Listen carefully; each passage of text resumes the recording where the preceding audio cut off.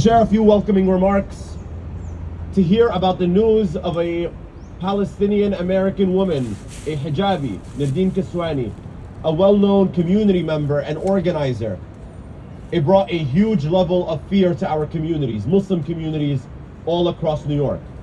As an organization that has 7 centers located across the boroughs, as well as in upstate New York, we realize that an attack on one of us is an attack on all of us.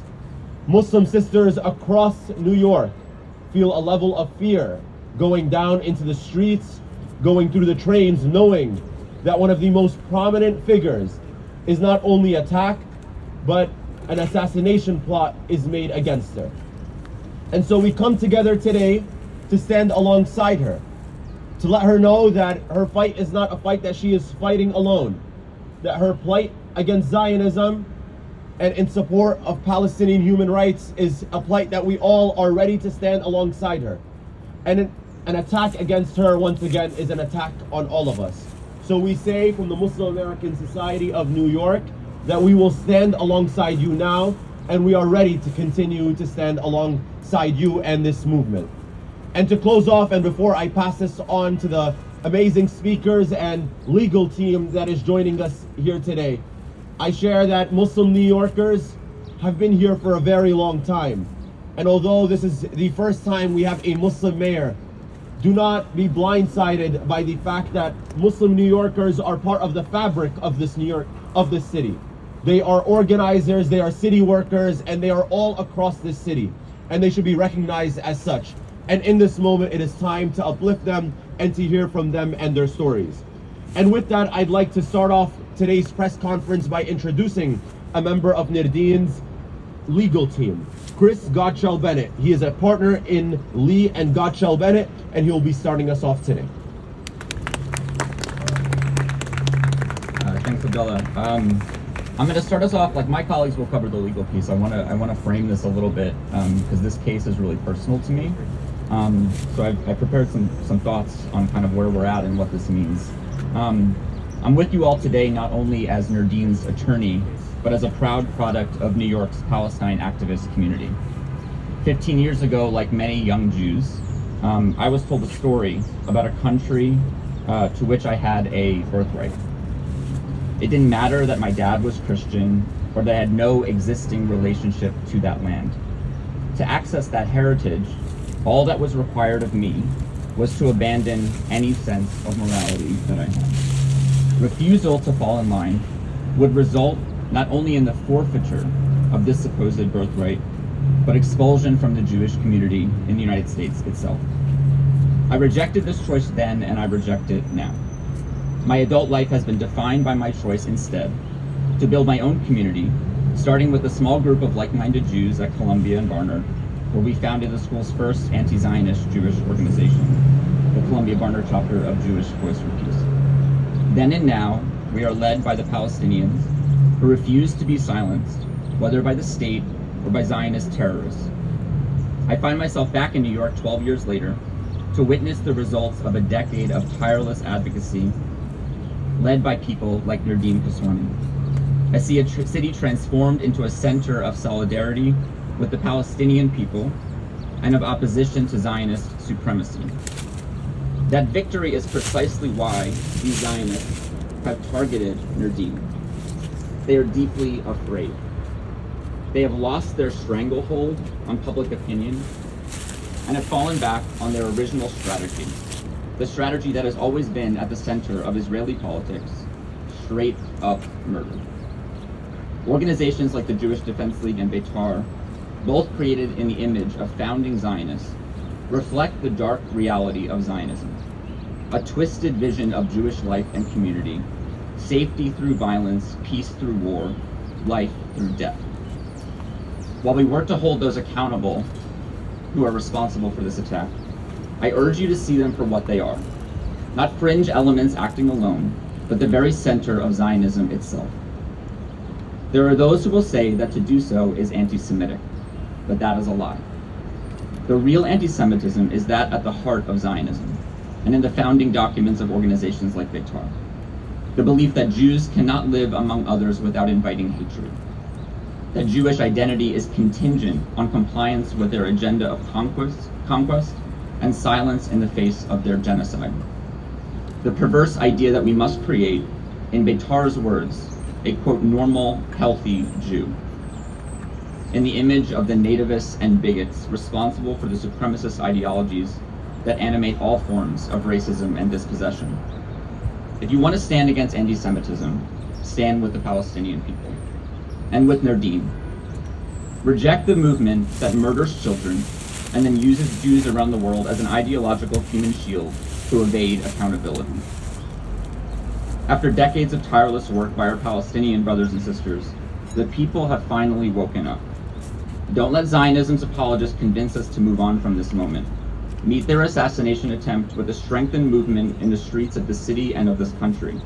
We have never been closer. Don't let them fool you into thinking otherwise.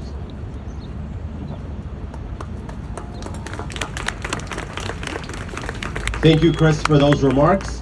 Next, we're going to be jumping into another member of our legal council, Jonathan Abedy. Jonathan Abedy is a leading civil rights lawyer from here in New York City.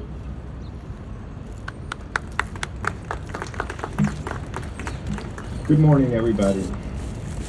We are in a crisis.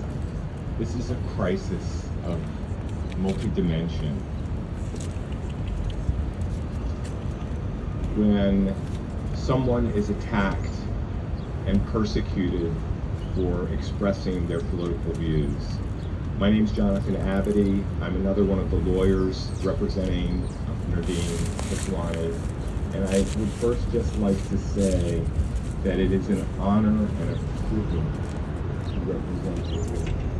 It is an honor and a privilege to represent her. She is a person of confidence. She is a person of tremendous bravery and courage and conviction. And what brings us here today is cause for great sadness and great outrage. We are here because an individual with the support of an organization attempted to kill, was involved in a plot to kill Nerdeen Kiswani because she was exercising her constitutional right to free expression, to speak out, to engage in political advocacy for the Palestinian people. That is horrifying and scary. And an attack on someone in that position is an attack on all of us. This was a premeditated, organized act of political violence. This was a premeditated, organized act of blatant criminality. This was a premeditated, organized act of domestic terrorism. Nerdeen Kiswani has every right under the law to advocate vigorously for the Palestinian people. When we are in a situation where a person is targeted for exercising their core fundamental civil rights, every public official, every arm and every organ of law enforcement must marshal all of their resources and spare none of them to ensure the safety and security of that victim and that person. And they must organize all of their resources to fully and thoroughly and vigorously investigate and find the people who are responsible for this, to charge them, to arrest them, and to prosecute them. All of them, not just some of them. Everybody who was involved must be held accountable if we live in a free and open society, and if we are going to stand for those values. This is unfortunately not an isolated incident, as we all know. This is a pattern. This is the tip of a very ugly, dangerous iceberg. There are many individuals and organizations out in the world, out in this country, who have as their objective to oppress, intimidate, harass, and to even kill, to firebomb a person and her family for expressing her heartfelt political beliefs, to stand up for the Palestinian people. We cannot tolerate that. We cannot condone that. We cannot allow that if this is a civilized, fair society. And so I want to thank, on behalf of Nerdeen, everyone here. In times like this, we have to stand together. We have to make our voices heard. We cannot remain silent. And we must demand and insist that our public officials, that every branch of law enforcement do everything that they can to see that the people who are responsible for this are held accountable and are prosecuted to the fullest extent of the law. That's why we are here, and we're not going to rest until those goals are achieved. So thank you, everybody. Thank you, Jonathan, for sharing those remarks. And finally, the final member of her legal team, I'd like to introduce Eric Lee. Eric is a partner in Lee and Gottschall Bennett. Thank you, everyone.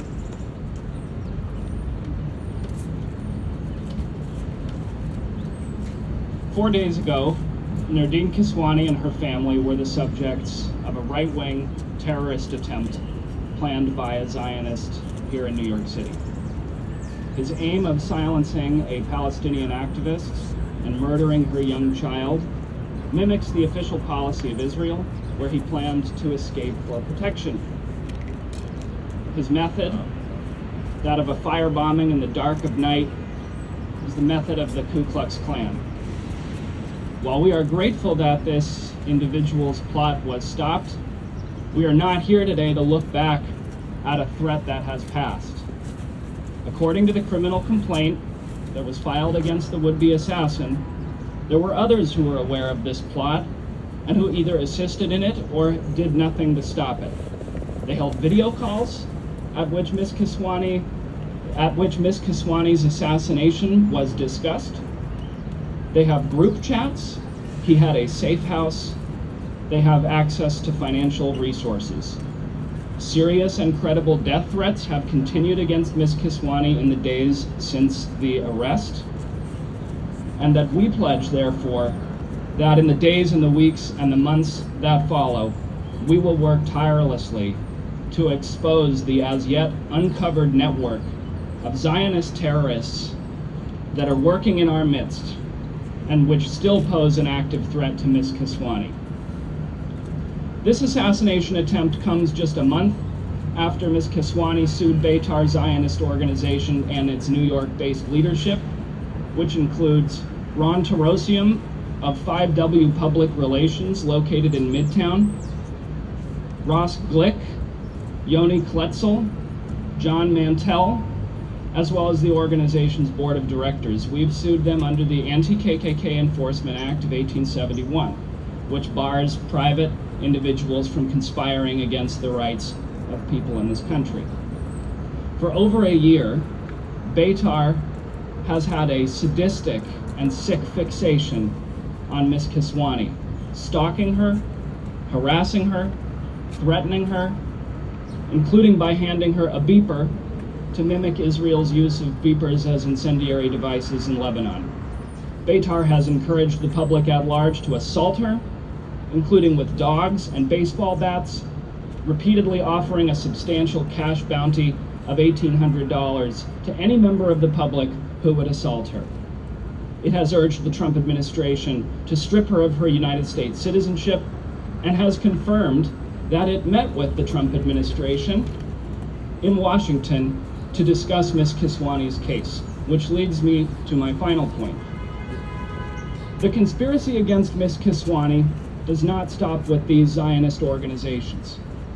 What were the Trump administration's contacts with Beitar and the network that has been plotting against Ms. Kiswani for over a year? And in a larger sense, those who bear political responsibility for creating the climate in which an attempted attack like this was inevitable are holding positions of power in the federal government. These include Florida Congressman Randall Fine, who has even continued his fixation on Ms. Kiswani even after the assassination attempt's details became clear, as well as Justice Department official Leo Terrell. These individuals have subjected Nerdeen to a level of vitriol whose purpose could have been nothing else but to encourage the type of attack that almost took place on Thursday night. And I think it's also worth saying that in the climate that we live in this country right now, as this individual was planning his attack, the federal government assassinated 2 American citizens, Renee Good and Alex Preddy, on the streets of Minneapolis. How could this individual have not noticed that the White House's official policy was to defend and even applaud the murder of Americans on the streets because they disagree with the policies of this government? And so the attack on Ms. Kiswani is no accident. It's not the product of bad apples. It's the deliberate and intended product of a political strategy by the Trump administration to cultivate extra-legal parliamentary militia forces to murder its opponents and suppress dissent in the aim of establishing a dictatorship in this country. We will do everything that we can in the courts to expose the right-wing conspiracy, but ultimately, as others have said, the fight against dictatorship and right-wing terror is not going to be led from within the American state apparatus. It's going to come from the population of this country, which is furious at what this government is doing, which is furious at what this terrorist network has done to our client. And here, as we prepare to celebrate the 250th anniversary of the Declaration of Independence and the revolution that gave birth to this country, we encourage the people of this country to understand that the responsibility of defending our client and whatever remains of democracy falls on you, the people. Thank you. And now I'm going to introduce Marwa Janini, the Executive Director of the Arab American Association of New York and a prominent Palestinian American leader here. Thank you. Good morning. My name is Marwa Janini, the Executive Director at the Arab American Association of New York. We are here today because there was a plot to assassinate Palestinian American organizer Nerdeen Kiswani. We are relieved that this plot was thwarted and that she is safe. But let me be clear, this is not just shocking. It is a direct threat to the safety of our communities and the core values of this city. It is dangerous, it is unacceptable, and it cannot be ignored. No one should have to live in fear for speaking out. No one should have to wonder if using their voice will put a target on their back. This moment is about 2 fundamental rights: the right to free speech and the right to be safe. And what we're seeing is a failure to protect both. This is not an isolated incident. For many years, and especially over the past 3 years, we have witnessed a sharp and undeniable rise in hate violence against Muslims, Arabs, and Palestinian communities. Women have been assaulted, hijabs have been ripped off, mosques have been vandalized, people have been targeted simply for who they are. Across New York City, Muslim women in particular are being targeted again and again. On the subway, in Central Park, in Bay Ridge, Brooklyn, home to one of the largest Arab and Muslim communities in the city and where our organization is based. We cannot normalize this, and we will not stay silent in the face of it. We stand in solidarity with Nerdeen and with everyone who has been targeted by hate and violence, and we are demanding more. We are demanding that leaders at every level do their job, to take this seriously, to ensure real accountability, and to actively protect our communities. We are demanding stronger prevention, real safety measures, and a commitment to addressing hate violence before it escalates. Because no one should ever have to choose between speaking out and staying safe. Not here, not in this city. Thank you. Thank you. Next, I'd like to introduce the founder of Muslim Girl, a well-known social media page with one of the largest followings amongst Muslim pages, Amani Al-Katabko.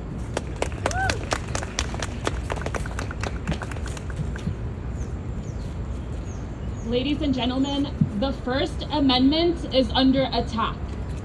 Let me be very clear. The First Amendment is under occupation.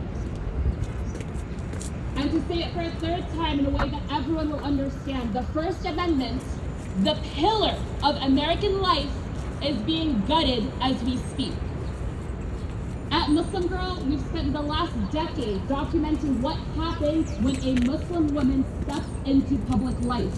And what happened to Nerdeen Kiswani in this case is not an anomaly.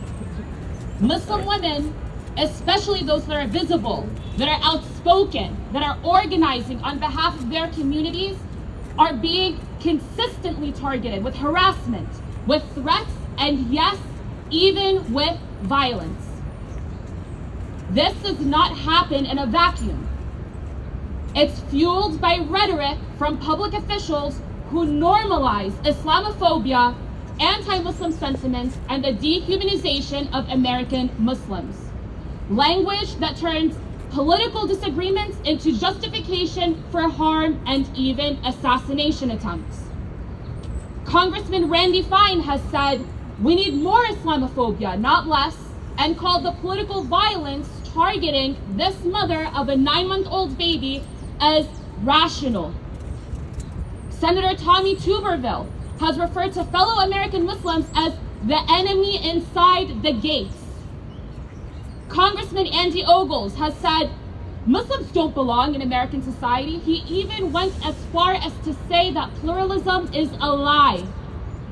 This is the environment that we are all collectively surviving in. Elected officials are ripping our centuries-old American and Islamic principles apart. And they are ripping the fabric of our nation by targeting its most vulnerable members. This moment demands more than just statements. It demands accountability. It demands accountability from our leaders, from our institutions, from anyone who claims to stand for justice. When Muslim women are being targeted, it is not just personal, it is political, clearly. It's an attempt to push us out of public life, to silence our voices, to dictate who is allowed to participate in shaping our country. Muslim women are the canaries in the coal mine. Muslim women are the canaries in the coal mine. We're often the first to feel these attacks, but we are never, and I mean never, the last when they're allowed to continue to this degree. For Nerdeen, for every woman, for every public citizen that has been silenced, we say loud and clear that we will continue to lead, we will continue to organize, we will continue to speak openly and unapologetically. Thank you. Thank you for sharing those statements. Next, I'd like to introduce the founder and executive director of Asia Women's Center here in New York City, Dania Darwish. Good morning, everyone. My name is Dania. I am the founder and executive director of the Asia Women's Center. I want to first start and say that the Asia Women's Center is deeply horrified by the targeted plot to violently attack and kill Nerdeen Kiswani in her own home. Not only was she home, but she was home with a 10-month-old baby and her husband. What has been reported is not speculation. It has been confirmed that an individual, a member of the Jewish Defense League, planned to firebomb her home, putting her in danger alongside with her husband and her 10-month-old baby. This is not an isolated incident. This is part of a broader and deeply dangerous pattern. At Asia Women's Center, we need to be clear about what this represents. Across the United States, Islamophobia and anti-Muslim hate are rising at an alarming rate. Over 8,000 incidents in just 2023 alone. They were reported and had a 56% increase. I want to start off and also say that what we are witnessing now are the consequences of that Islamophobia in real time. At the ASEA Women's Center, we work every day with survivors who experience this exact trajectory. It starts with dehumanization. It escalates to harassment. It continues on to threats. And then when it is ignored, it becomes violence. It becomes our safety. It becomes Muslim women's safety. Nerdeen Kiswani was targeted in her own home, and that should shake all of us. No woman should have to fear being attacked, let alone where she sleeps. No one should face violence for their identity, for their political beliefs, or for their advocacy. But when Muslim and Palestinian women are constantly vilified, when they are surveilled, when they are stripped of their humanity, this is the product. It creates an environment where this kind of violence breeds itself. It is not only possible, but it is encouraged in our society. We stand in full, unwavering solidarity with Nerdeen Kiswani. We stand for her right to speak. We stand for her right to organize. We stand for her right to live safely without fear. And we call on our leaders, our institutions, our committees to take this moment seriously. It is not enough to condemn violence. It is not enough to say that this should be stopped. We must deeply, as a society, reflect. Is this the values of the First Amendment? Is this who we are? Is this what it looks like to have a right to free speech? We must protect all those that are targeted simply for existing and for speaking. Finally, we want to thank Mayor Mamdani for his statement in support of Nerdeen Kiswani, and we encourage you all to support Nerdeen Kiswani with her legal battle. Thank you so much, and free Palestine. Thank you, Dania. Before I introduce our final speaker before Nerdeen, I just want to share that after Nerdeen is done sharing her remarks, she will also accept some questions between her and her legal team. Finally, I'd like to introduce our final speaker before passing it off to Nerdeen is Morgan Basakis, a member of Jewish Voices for Peace here in New York City.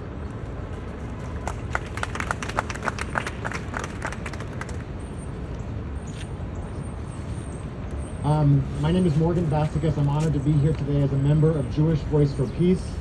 We are here in unequivocal solidarity with Nerdeen Kiswani. We are here outraged, absolutely outraged, to learn of the assassination plot against Nerdeen and send her and her family our support, our solidarity, and our love. As speakers have said today, this is not an isolated incident. Acts like these, plots like these, are a result of a culture of blatant anti-Palestinian Islamophobic racism, dehumanization, harassment, and smear campaigns, fostered and fomented by white supremacist organizations, elected officials, the NYPD, and far too many legacy Jewish community institutions. As Jews, it is urgent for our community to condemn institutions that claim to represent us while funding, justifying, enabling, and defending Israel's genocidal apartheid occupation regime. We reject Zionism because we reject all forms of racism and white supremacy and colonialism. We reject any attempt to conflate anti-Zionism with anti-Semitism, which we recognize as a cynical, racist strategy to smear Palestinian activists such as Nerdeen and clearly endanger their lives. We reject a culture of normalizing Islamophobia, anti-Palestinian racism, Jewish supremacy, as well as all forms of white supremacy. We will not stand by silently as our Palestinian, Arab, Muslim neighbors risk their lives speaking out for Palestinian freedom. None of us are safe until all of us are safe. None of us are free until all of us are free. Free Palestine. Thank you. Thank you, Morgan, and thank you to all of our speakers that joined us today across community organizations. Next, I'd like to introduce Nerdeen Kiswani to share some words.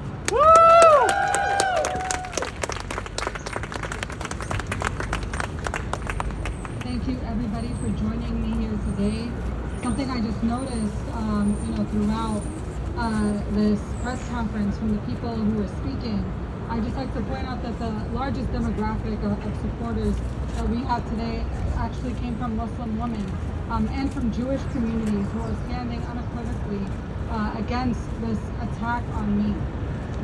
And today I am standing here not just as an organizer, but as a mother, as a Palestinian, and as someone who was the target of a Zionist assassination plot that I have been warning has been inevitable for far too long. When I learned that someone was preparing to attack my home, building explosives with the intention of taking my life, I was not just processing that as a public figure. I was processing that as a mother, holding my infant, thinking what it means for someone to target my home, where my child sleeps, where my family is supposed to be safe. And I want to be clear, this did not come out of nowhere. For years, I and so many other Palestinian organizers have been the targets of coordinated harassment, threats, stalking, dehumanization. We have been doxxed. We have been followed. We have been threatened with violence. There have been bounties placed on us. And what we're seeing today, like so many said before me, I think every single speaker said this, was not an isolated incident. It is part of a broader pattern. Organizations like Batar and individuals aligned with them, organizations like the Jewish Defense League, have spent years targeting Palestinian activists through harassment, intimidation, and violence, and targeting me specifically. And this history matters. So media, when you cover this, you must also cover that history, because this is not the first time Zionist extremist networks have turned to bombings and political violence. In 1985, a Palestinian American civil rights leader, Alex Heifler, was killed when a bomb exploded at his office. Decades later, no one has been held accountable. The suspects fled, and those responsible have lived freely in Israel. Exactly what the attempted assassin tried to do to me. And so that history is not separate from this moment. It shows what happens when violence against Palestinians is not taken seriously, when there's no accountability, when those responsible believe that they will face no consequences and that they have a safe haven in a country that receives $3 billion plus of military aid from our tax dollars living here in the United States. We've seen activists attack at protests. We've seen coordinated doxing campaigns that turned into deportations, and we've seen public calls for violence. Too often this has been ignored or minimized. In Palestine, we've seen this same dehumanization lead to even more extreme violence. In 2015, Ali Dawabshe, an 18-month-old baby, was burned alive in his home in a settler firebombing attack that killed members of his family. He was a baby, just like mine. When I hold my child, I think about him. I think about what it means that a baby could be targeted like that in his home, in his sleep. I think about every single child in Gaza and the West Bank, and every single mother that goes to sleep not knowing if they're going to wake up the next morning. And that is the reality that Palestinians live with.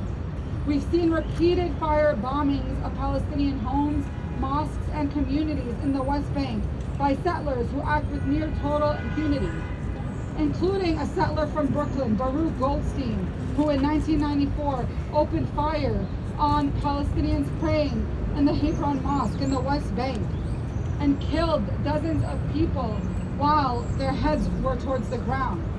Brooklyn born and raised, just like so many of the Zionists who attacked me, who spread violence and hate about me, who told me that I had this assassination plot coming, and who said things like the attacker was an amateur because he was infiltrated by the NYPD and because he did not succeed, signaling that they wish better luck for the next person to succeed in such an attack on myself.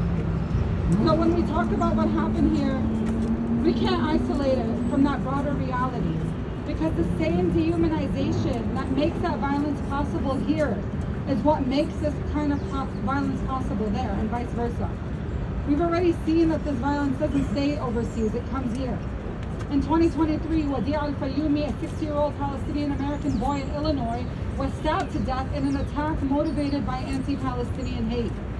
And in 2023, 3 Palestinian college students in Vermont were shot while wearing keffiyehs, targeted, keffiyehs like the one I'm wearing, targeted simply for who they were and what they represented. Again, these are not isolated incidents. It's a pattern where Palestinians are dehumanized, where our lives are treated as less valuable, where violence against us is incited, justified, and ignored.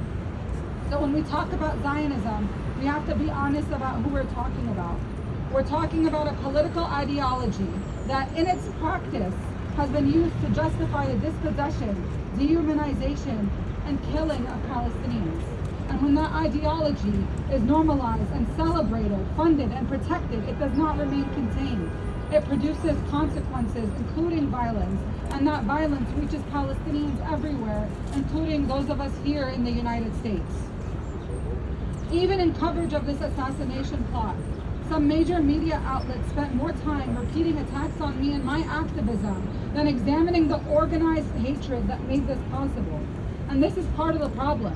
When the focus shifts from those inciting the violence to the person being targeted, it normalizes what is happening. It justifies it and it blames the victim. So let me say this clearly. There is nothing acceptable about an assassination plot. There's nothing acceptable about targeting a mother and her child because I'm Palestinian and because I speak out for my people. And I want to speak personally for a moment. As a Palestinian, this isn't abstract to me. My family is living through occupation. My people are living through genocide. I'm watching in real time as our people are being bombed, displaced, and killed. I'm watching the world debate our humanity and justify our deaths. This dehumanization does not stay contained. It follows us here, and it doesn't just targets Palestinians. It targets all people who stand with us. It targets all people of conscience. And it targets people not just who stand up against genocide, but that people who even don't actively, enthusiastically support genocide are targeted for not doing so. So when I stand here today, I'm not only speaking about what happened to me.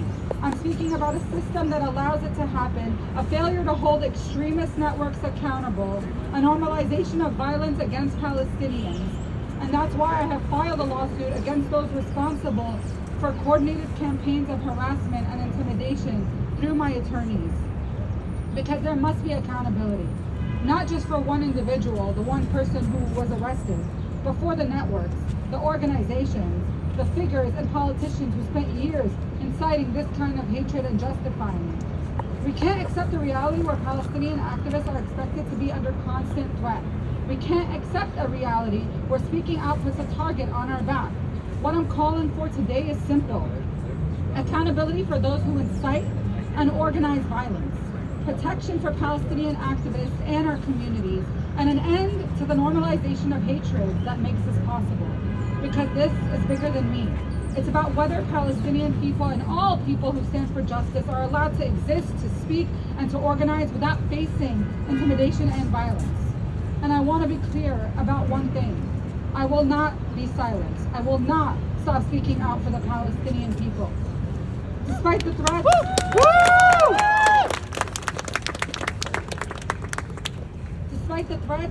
despite the harassment, despite even this assassination plot, I will continue to speak out for my people and for justice.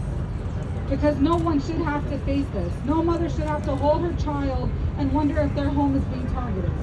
We're here today because we refuse to accept that as normal. We're here today because we demand accountability. And we're here today because our lives, our voices, and our struggle for justice and liberation matters. Thank you.